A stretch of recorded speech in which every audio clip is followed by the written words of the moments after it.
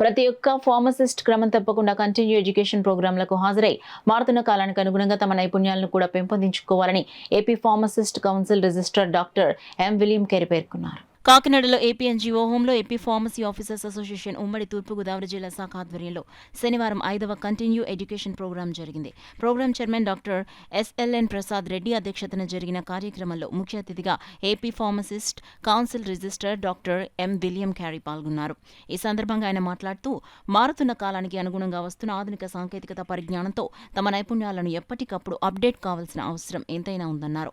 ఫార్మసిస్టులు నిరంతరం ఇటువంటి ఎడ్యుకేషనల్ ప్రోగ్రాంలకు హాజరై వారికి ఇచ్చే సర్టిఫికేట్స్ ఎంతో ఉపయోగకరంగా ఉంటుందని వివరించారు. కార్యక్రమంలో ఫార్మసీ ఆఫీసర్స్ అసోసియేషన్ సభ్యులు పసుపులేటి శ్రీనివాస్, అసోసియేట్ అధ్యక్షులు Y Padma Meenakshi, secretary K Chakradhar, treasurer VV Swamy, joint secretary B Sujatha, Siva, program coordinator doctor P Soujanya, సభ్యులు Nagendra Kumar, Durga Prasad, B Rajasekhar Reddy, P Sudarshan Rao, K రవీంద్రరెడ్డిలతో పాటు సుమారు 200 మంది వరకు ఫార్మసిస్టులు ఈ ప్రోగ్రాంలో పాల్గొన్నారు.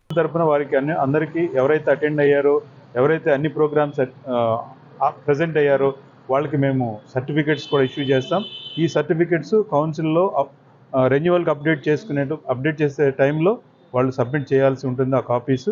అలాగే ఈసారి ఇప్పుడు ఈరోజు కండక్ట్ చేసేటటువంటి ప్రోగ్రాం కేవలం గవర్నమెంట్ హాస్పిటల్స్లో, కమ్యూనిటీ పిహెచ్సిల్లో, యూపీహెచ్సిల్లో పనిచేసేటటువంటి హాస్పిటల్ ఫార్మసిస్ట్కి కండక్ట్ చేస్తున్నాం.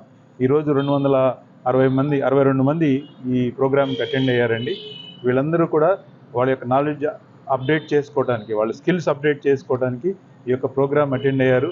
మరి వచ్చిన వాళ్ళందరికీ మరి దీన్ని ఆర్గనైజ్ చేసినటువంటి ఏపీ ఫార్మసీ అసోసియేషన్ ప్రెసిడెంట్ గారు పి శ్రీనివాసరావు గారు, అలాగే చక్రధర్ గారు secretary, vice president madam Meenakshi గారు, ఇంకా మిగిలిన కౌన్సిల్ అసోసియేషన్ సభ్యులందరికీ కూడా కౌన్సిల్ తరఫున వారికి ధన్యవాదాలు తెలియజేస్తాను.